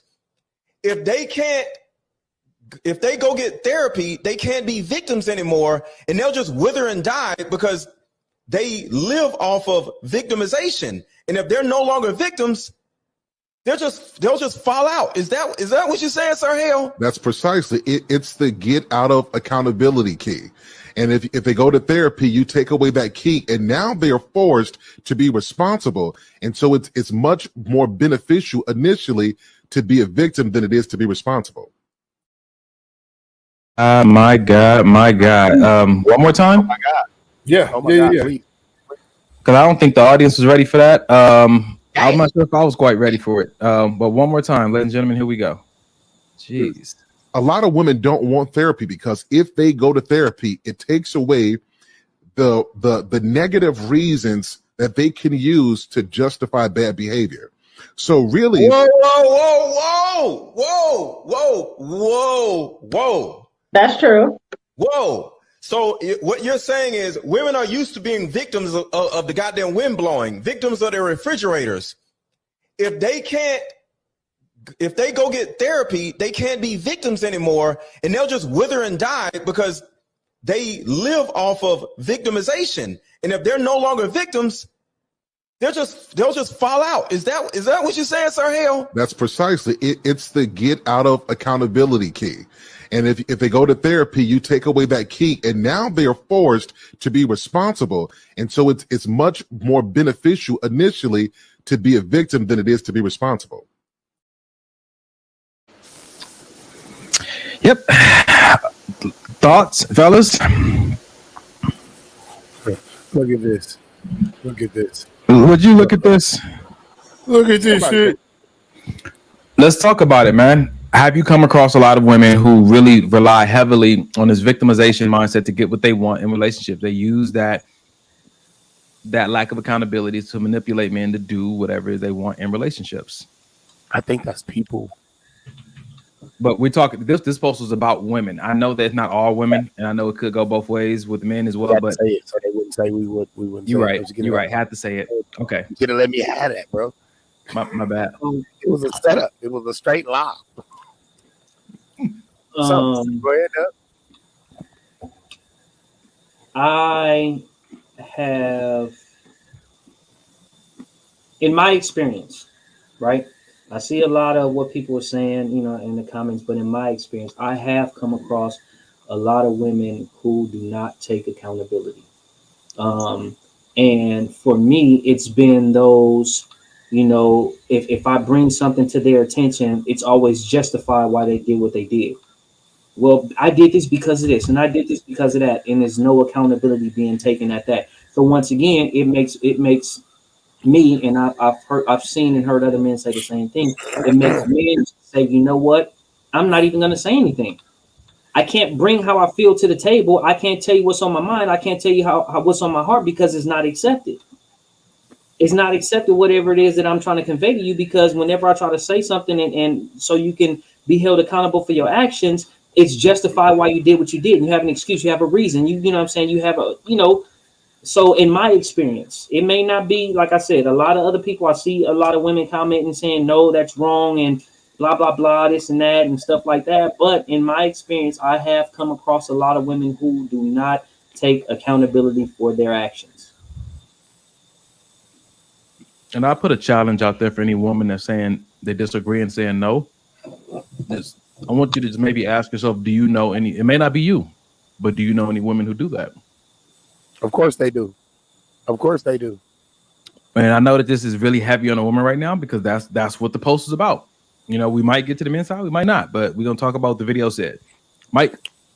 Nah, I honestly I can't say that I've seen it. I know of one situation where a woman is pressing her man to, oh, you need therapy, but clearly you do too, but she doesn't want to do it. And the light bulb just went off when I just heard him say what he said about, you know what I mean? Because then you won't be able to play the victim, because that's your best card. That's a card you always want to play. And this is just me looking on the outside in to their relationship, but that's the card that's always played. But now, you know what I mean? But you're so quick to tell him he needs to go to therapy, but when it's like, okay, let's go together, you don't want to go. Because then you have to hold up that mirror, like what we always talk about. You're gonna have to hold up that mirror and actually look and say, "Oh shit, I am a part of the problem." this is why I like the form of therapy that I talk about, speaking to an actual therapist, because when you get the right one, they don't play that justification game with you. Boy. They don't play that with you, and for your own good. You know what I'm saying to you? But think about it, just your partner telling you that versus someone you have paid to now tell you the same thing.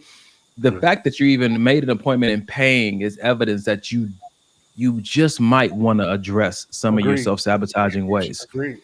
That's the first step to being willing to even say, you know, I'm gonna give somebody a shot.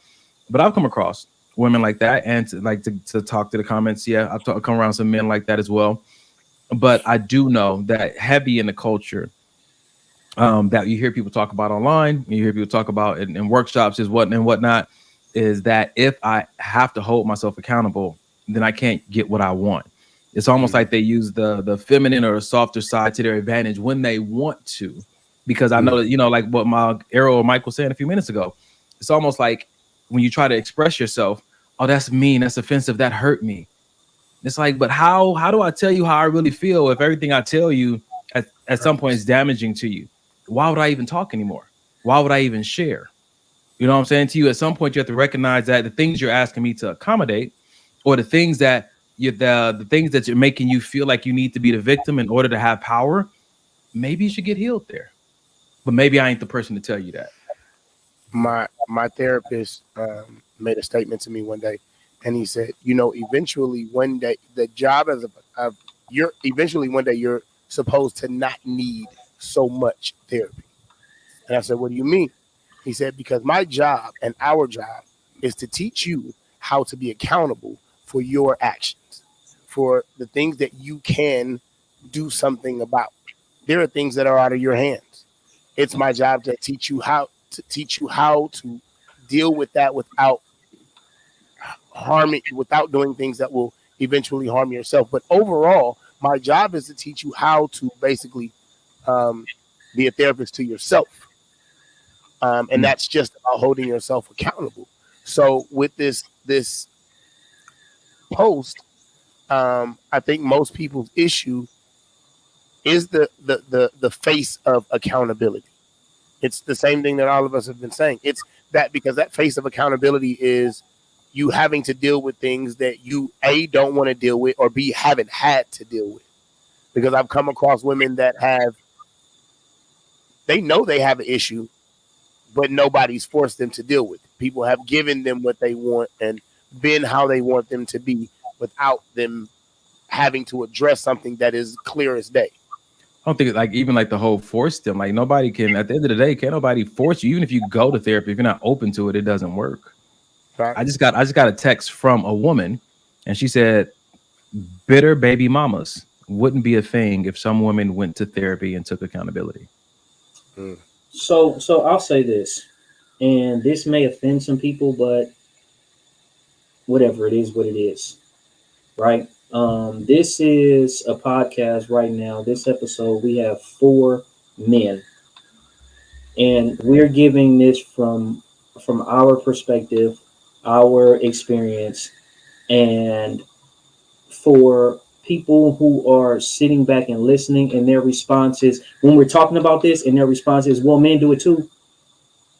That's almost like it's shifting the blame. You know what I'm saying? When you do it too, like, where's the account? Like, even in that, I find it's like, okay, well, where's even the accountability in that? Like, nobody is saying it's directly you doing it, right?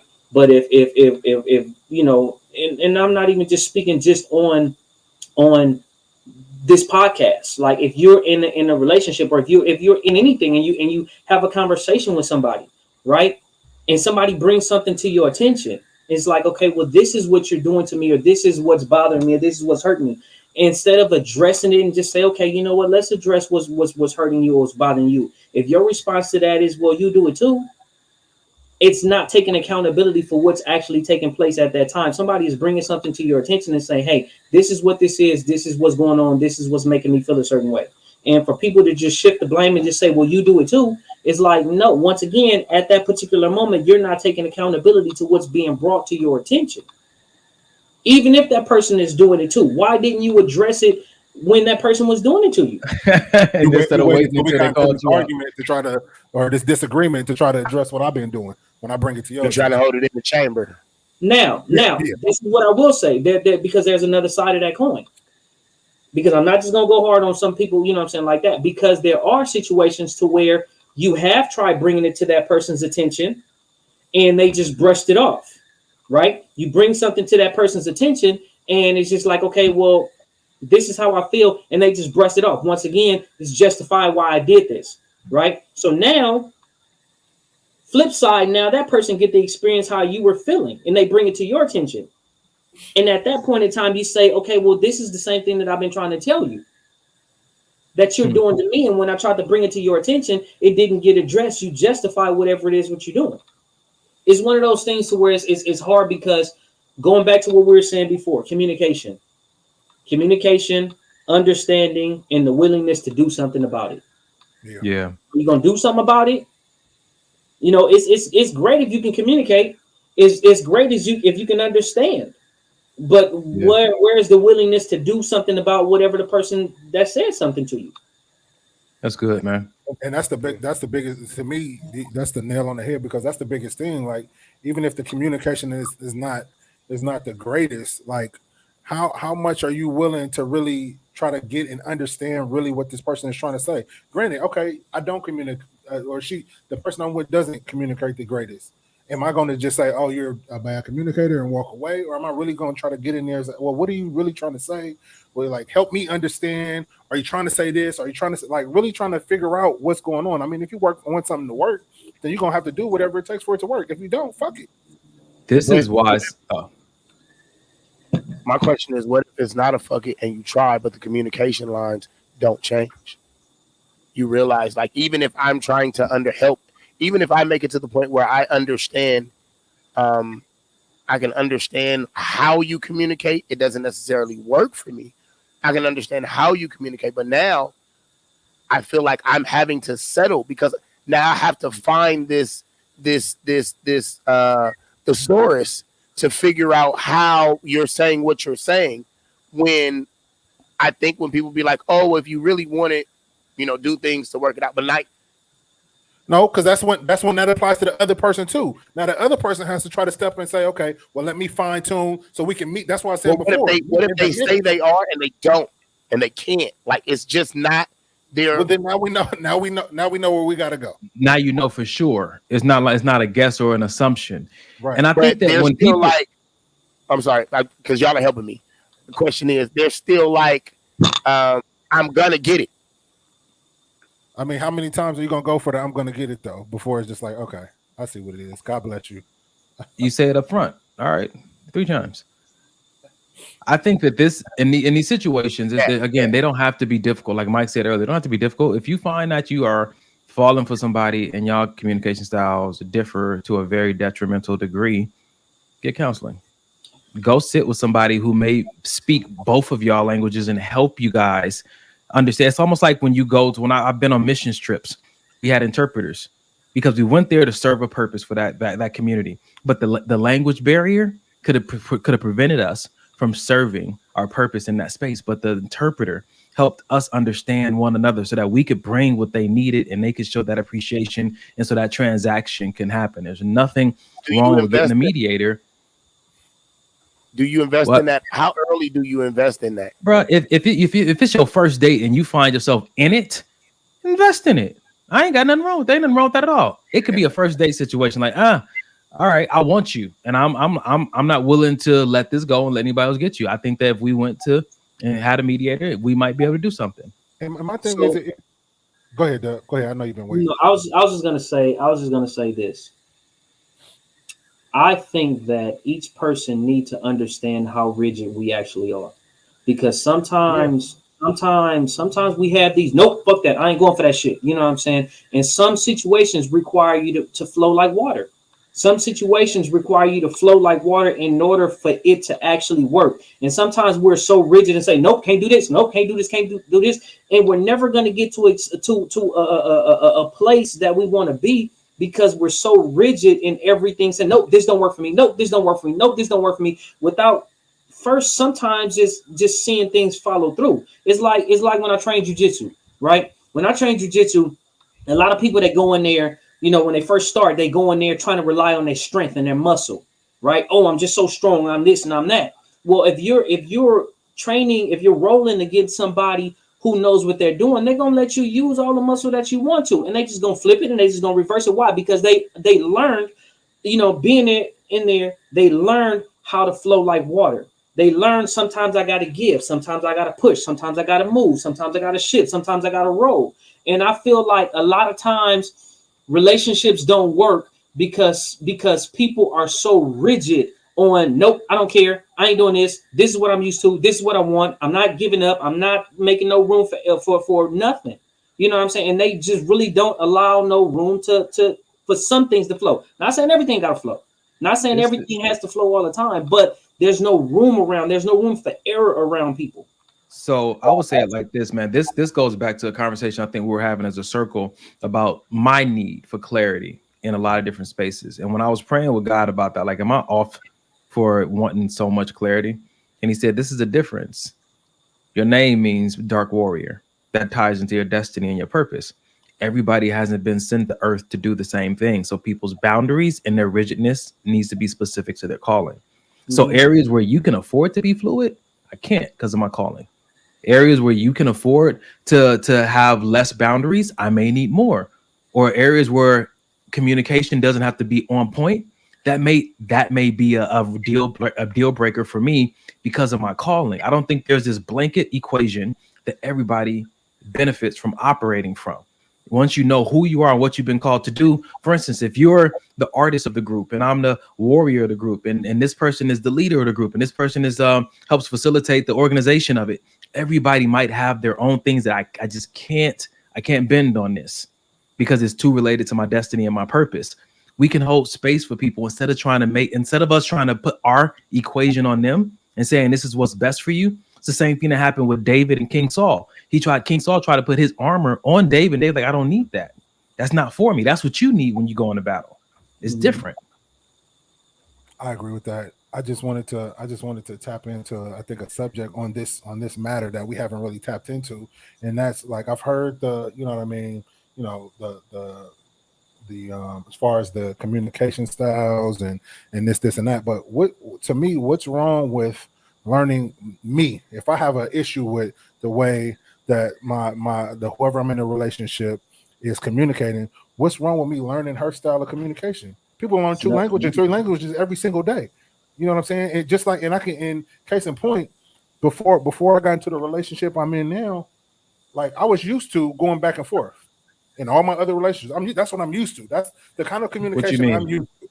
Meaning you say something and I got to come back, or she say something and I got to come back. I say something, you got to come back. Just the cat and mouse back and forth, maybe even arguing. That's so no active listening? No active listening at all. And then I got into the relationship and I'm in now, and all it is active listening, to the point where initially the shit was weird to me. Like, I said something and you said, oh, okay, I can see how that can. What? You mean that's it? And then in turn, now that's how I listen to her, right? So basically what I'm saying is, it's nothing wrong with getting to know how your partner communicates and then operating in that. Not saying that you got to change your complete style. I'm not saying that, you know, none of that, but just keep an open mind and an open space for the way somebody else may communicate. So that's what I was talking about when I talked about flowing like water and not being so rigid. Right. And it's not like about changing your destiny or changing who you are. You know what I'm saying? It's not about that. You know, like, I identify with a lot of stuff you're saying. Just like your name means dark warrior, my name means warrior and a nobleman. And I understand, you know, my destiny in certain areas. There's still parts of my destiny that I'm trying to uncover and I'm still trying to unlock. So with that being the case, so that's what I mean by, as far as not being so rigid on certain things, because like I said, like, anytime you're in a relationship with anybody, not just talking about romantically, there is more than one person's perspective at that particular time.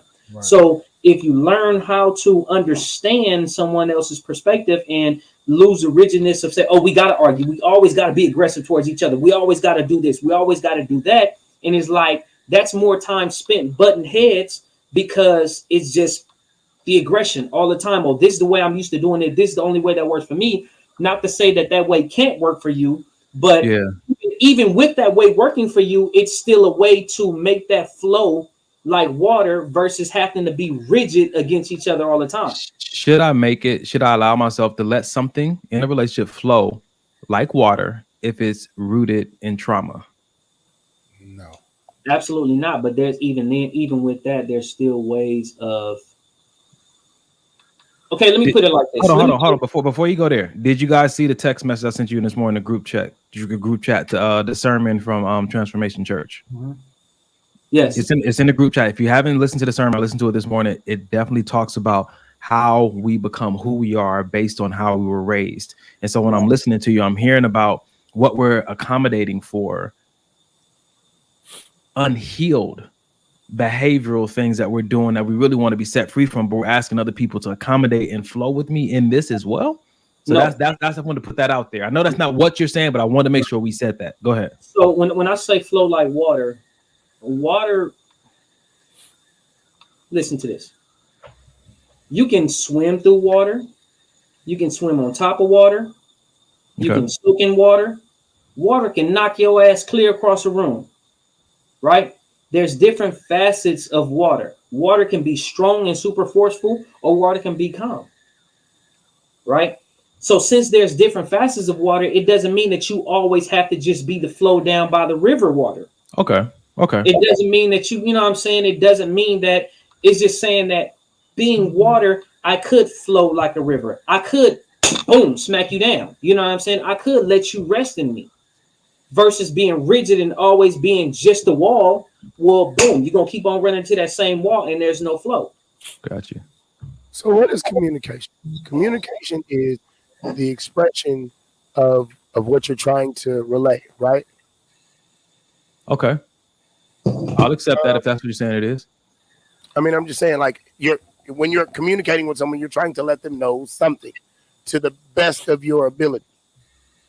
If there's questions in your communication, why do I have to like force myself to figure out what you're not explaining? You don't have to. It's not about forcing yourself. It's trying to understand the person that you're in a relationship with. If you have to force that, you're not in the right relationship. I'm not. But what you're telling me right now is that if this person communicates this way and I communicate this way, and I'm not understanding your communication, but I love you, I'm supposed to go try and figure out how to communicate with you, right? You guys both because should. I love you. You guys both should. Because you're invested in this relationship. I'm sorry, Danny. I forgot who I was talking to. See, communication, different styles of communication. Boom, right there. Because I'm very little. But he changed it. But Kerry changed it to fit Donnie. Because what I was trying to relay.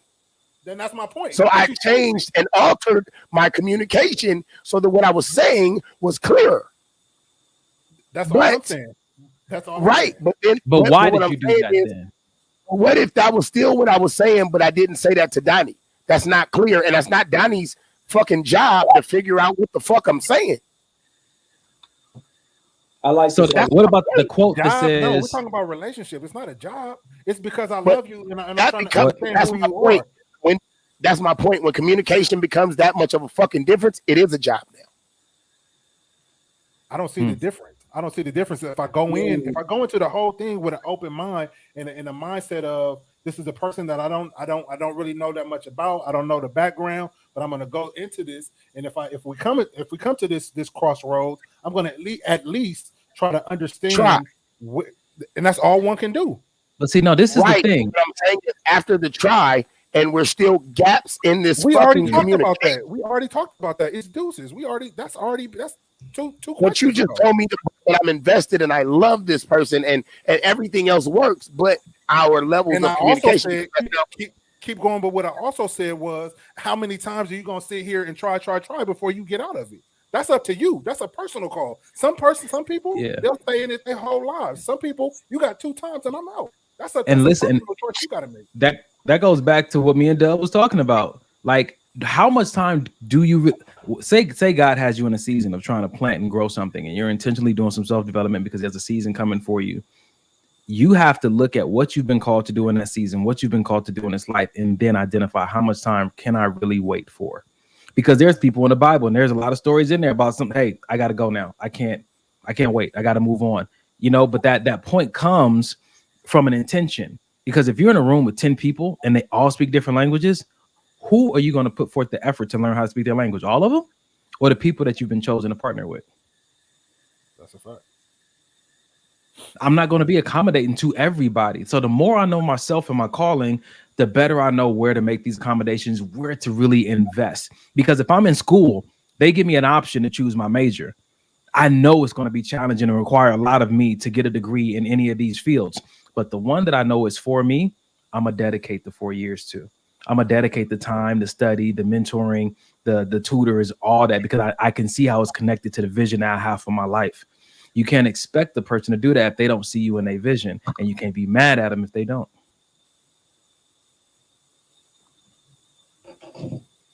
That's a fact. We got one more? Yeah, we got one more video before we get out of here. I feel like it ties into all this. It's 2 minutes, but just work with it, man. It's the same video back to back, but I want you guys to see it with the words. So first you're gonna see it played out, then you'll see it with the words. Fall in love with someone who will take care of you, but not in a materialistic way. But rather, fall in love with someone who will take care of your soul. Fall in love with someone who will take care of your mind. Someone who will take care of your heart. Fall in love with someone who will take care of even the most chaotic parts of who you are. Fall in love with someone who will take care of you, but not in a materialistic way. But rather, fall in love with someone who will take care of your soul. Fall in love with someone who will take care of your mind. Someone who will take care of your heart. Fall in love with someone who will take care of even the most chaotic parts of who you are. Sound like you're saying fall in love with God. Shit. Damn, Mike. I ain't got it. Ain't me. Don't fall in love with me. I'm not doing it. You got 2 times to mess up. Go ahead, Dub. I want to fall in love with somebody that will be cool with me saying, fuck that. I don't care. I thought you was going a whole other way. I'm sorry. Hey. I was already ready to pass out. No. Meaning, like, they get to know me and accept who I am, and not just the vulgar side of me, not just my language, not just my, you know what I'm saying, if I choose to use specific words, or if I choose to just be, you know what I'm saying, whatever. Like sometimes people, and I say this because sometimes people don't accept you because they want you to be a certain way. They feel like, oh, I want to be able to take you around this environment. Who's to say you can't take me around that environment just because another facet of me is being like this? Like I work in construction, right?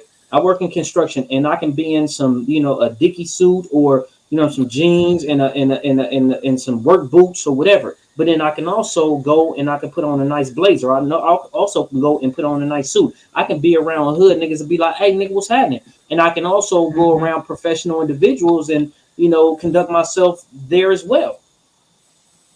So I just say, you know, just learn who the fuck your person is and fall in love with that person altogether, not just somebody who's just going to try to control you and just say, do this, do this, do this, do that.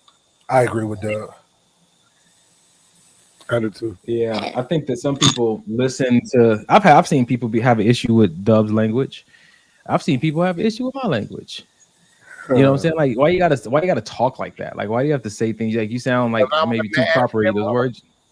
Wow. Why you got to be so nasty, right? I'm a light-skinned panther. Yeah. Oh shit. That's Dub's boy. Knock your head smooth off your skull. I like this video because it really does kind of tie in the things we've been talking about tonight. Like when it comes to some of the things we were saying, invest in this, make these accommodations, do this, put forth this effort. That kind of energy should be reserved for certain people. I don't believe it's just a way of life for just everybody. And I think that was a point I've made a few different times. So I'm just saying, hold that space. You know what I'm saying? For when you find someone that you want to partner with, or when there's love on the table. Carried and seen something. What'd he say? Yeah, People who use profanity have been proven to be more intelligent. Natalie, wow. that shit is fucking true as shit. Now that I think about that shit. Wow. Fuck that shit is true to the motherfucker, boy. I be trying to tell these motherfuckers that shit all the time. Ladies and gentlemen, thank you for joining us on another episode of Maybe This Will Help the podcast. You raggedy MFs. Sorry, Mom. Love you, Mom. This bitch. Whole bunch of intelligent niggas on here tonight. All right. Golly. It's my fault. I'm sorry. Well, Nat said I'm a genius. Listen to me talk. Well, yeah, that's that. Anybody fall in love tonight? It's out here. Yep. Look, Mike, that's Mom. Mom looking at you. Love you, Mom. Sorry. It wasn't this time. What is it? All right. Well, I guess we can spend our last few minutes doing our wrap up. I'm gonna put this up before we put up our last thing we like to do of the day. Check this out. It says, as we lose sunlight and the weather changes, our mental health can be affected. This is referred to SAD, seasonal affective disorder. We don't have to be reactive to these changes. Instead, we can be proactive by planning ways to care for ourselves during this time. Remember to be more intentional about movement, nourishing your body, taking your vitamins, and scheduling regular self-care. The more we talk about mental health, the more we realize we're not alone. If you don't know, SAD is a real thing, seasonal affective disorder. As the weather and nature shifts and changes and going through its cycle, if we're not intentional, we can actually go through a paralleling cycle in a very destructive way. With the weather changes, some people become very highly reliant on the sun for their energy and for the movement of things, like his summer, you know what I'm saying, all the activities to keep them going. But there comes a time in a season and every year where you have to be self-driven by something different, because what you used to rely on may not be there. That can come from like the death of a loved one or a relationship not working out. But it's good, like it says, to be proactive in this season. Some people do not like this season because it's about family and they didn't come from the best family. They don't like the time off from work and the holidays because they rather be at work than to be around family or to be at home and just sitting doing nothing. And so if you know this is the time of the year when that happens, be proactive. You're not the only person that's struggling with that. But like I said, it could be something as simple as getting your vitamins. Your body can combat a lot of these emotions if you feed it right. A lot of us are falling victims to our emotions because we have bad diets. I promise you. It's the food that you put in your system that won't let you overcome temper tantrums. It's the food you put in your systems that's making you reactive instead of responsive. It's the food that you put in your system that can make you more argumentative. It's the food you put in your system that makes you defensive. Because the food is supposed to nourish the body to operate at its optimal level. But when we don't feed ourselves what we truly need, our body struggles and we see defects happening in our body, because giving certain food to your body is your way of saying, thank you, body, for helping me make it through the day or make it through this morning. Are you giving it poison and toxic, or are you giving it the nourishment that it needs? We talk about expectations we have of other people and how they lead to disappointment. Sometimes we are expecting our body to do something with this trash that we're giving it. It's affecting our hormones. It's affecting the chemicals that are in our body, messing with our digestive system, our neural system, which is our brain, our mind. And it's our responsibility, especially now that you've heard this, to be more proactive in what you are feeding your body, not just your music, not just your movies, but your actual literal food. Because this season will come and sneak up on you, especially after the pandemic. The pandemic revealed a lot to us about ourselves. And as you see things, I would pray that you will not be in denial, get into prayer, and ask God, man, what does my diet need to look like? Dub has shared some things with me about doing his blood test to find out what the best kind of nourishment is for his blood type. My mom is giving me this information to go get my hormones checked to see, where I have deficiencies, because sometimes things aren't working well because they're not being treated right. Mm-hmm. That goes for people and it goes for your body. Mm-hmm. So I just wanted to put that out there, fellas. If y'all want to chime in, go for it. I'm gonna go find our number that we use. While you're looking for that number, I'm definitely a testament to what you feed your body and how your body responds and reacts to certain foods and certain things. Um, and it may not be right away. It may be some things that you've been doing over time, and it just, it start to take a toll on your body. It start to take a toll on your mind. It start to take a toll on your emotions. You're wondering why you're feeling sad. You wonder why you're feeling depressed. You wonder why you're feeling, this way and that way. And it's definitely true because of, part of it could be because of what you're feeding your body.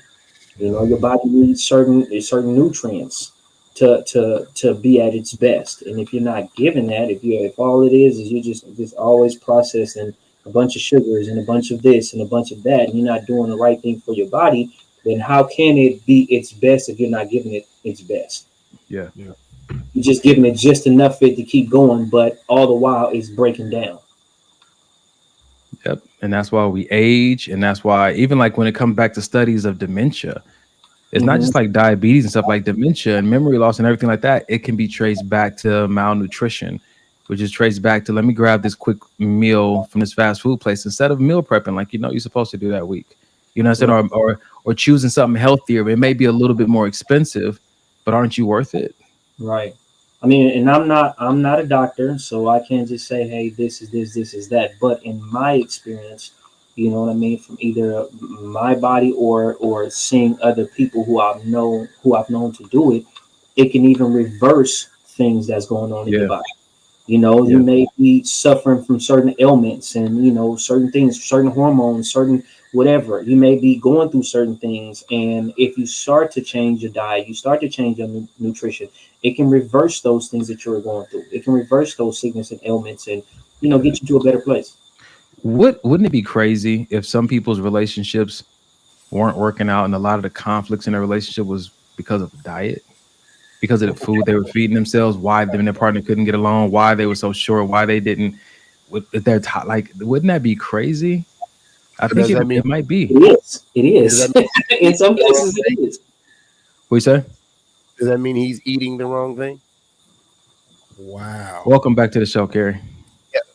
Yeah, he just went and had his leafy greens.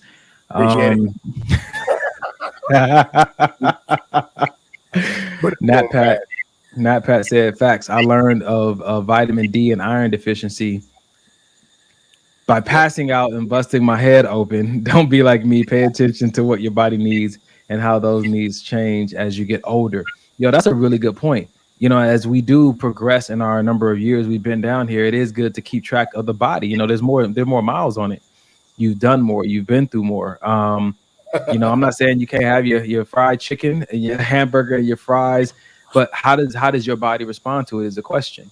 Just like me saying, like, I may not be able to date the same person my brother dates because that person may not mix with my psyche. How I digest or your digestive system is synonymous to how you process life, your mental system.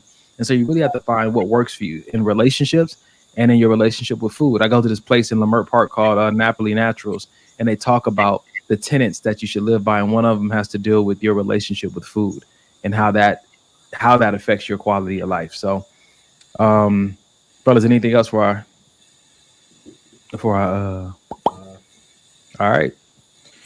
So what we like to do at the end of every episode is give you guys a resource. We talked about therapy a lot during this episode. And what I would like to do here is offer this number, 24-hour mental health hotline, 1-800-854-7771, 1-800-854-7771. What I would like to also start doing is, Dub, if you can get the number to your sensei, his school, maybe that's the therapy some people need. They need that combat therapy.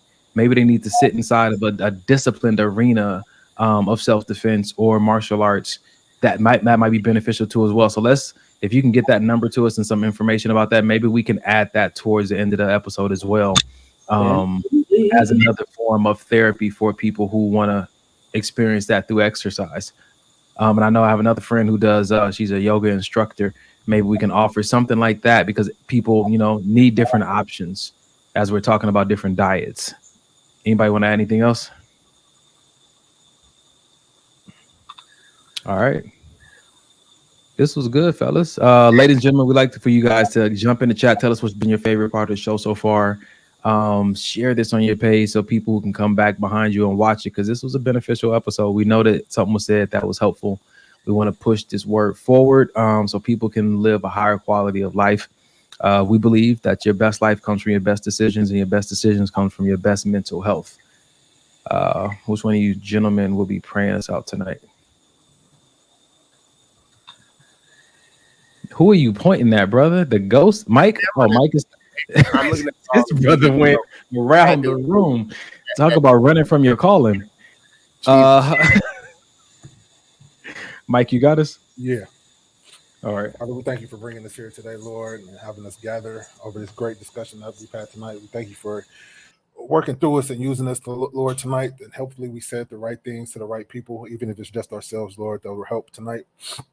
Father, we thank you that as we go throughout this week, that you guide our steps and direct our path, that we're in the right place at the right time, doing the right things, Lord. So many messed up things happen to so many good people because they're just in the wrong place at the right time. So we thank you for guiding us and using us to be in the right places at the right time, Lord. We thank you for anybody that's going through any hard times, whether it be loss of family members, whether it be, holidays coming up. Like Donnie mentioned, the sad because the seasons are changing, and the loss of sunlight. We just thank you that you lift their spirits, Lord, and let them know there's more to life than just what they see in front of them, Lord. We thank you for your blessings, for your kindnesses, your mercies. We thank you for your protective angels throughout this work week. In Jesus' name we pray. Amen. Amen. Amen, fellas. Amen. Until we see you guys again next week, we love you. Love y'all. Appreciate it. Carrie's on mute. This has been another wonderful episode of Maybe This Will Help the Podcast. Thank you guys for coming out. God bless. 2 Chainz.